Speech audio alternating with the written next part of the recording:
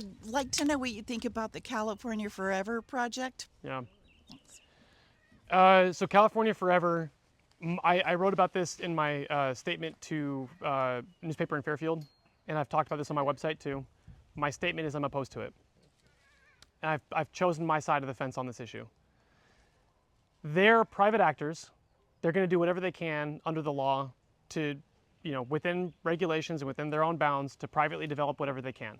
And they've bought huge, many thousands of acres. They've convinced a small, in-need city to annex a bunch of land to do it, to circumvent the will of voters and the concerns of residents. And on top of that, we don't really know if they have the money they're talking about. We don't know where the money's coming from. We need transparency.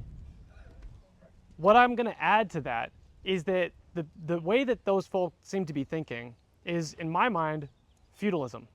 It's like a neo-feudalism. They're deciding to build a corporate town. California's got a lot of experience with corporate towns, by the way. And when a corporate town is built that way, you don't necessarily have the democracy or the democratic oversight or the accountability to residents and voters the way that we expect in a modern day and age of democratic government, where everything stems back to what residents need.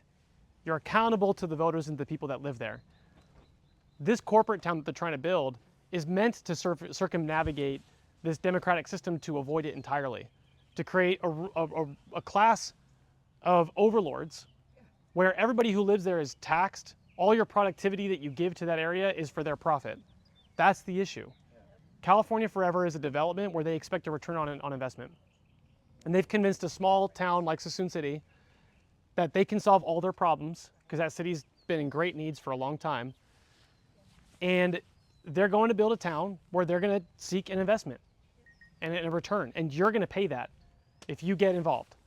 So I think the job of the federal government there is to provide the oversight, to be intrusive, to make sure that there's pushback, to help organize against oligarchy, against the corruption that that'll entail, and make sure that the residents there are empowered and that they have the power in their hands to avoid what I think are the catastrophes.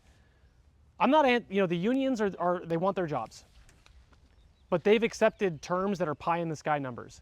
If you look at the chart that California Forever sent out, 290,000 jobs by 2072. I mean, it's just bullshit.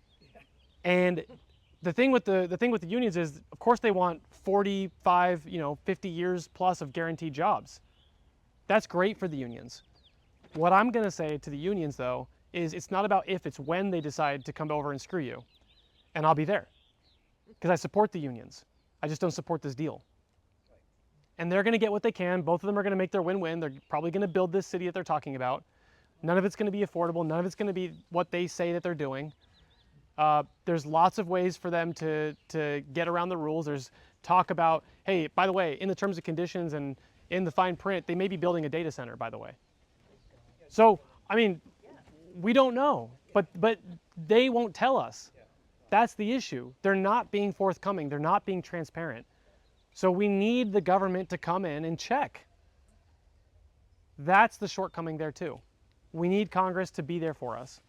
That's why I want to sit on financial services. Make sure that these guys are saying what they mean and that we'll be able to hold them accountable for what they do.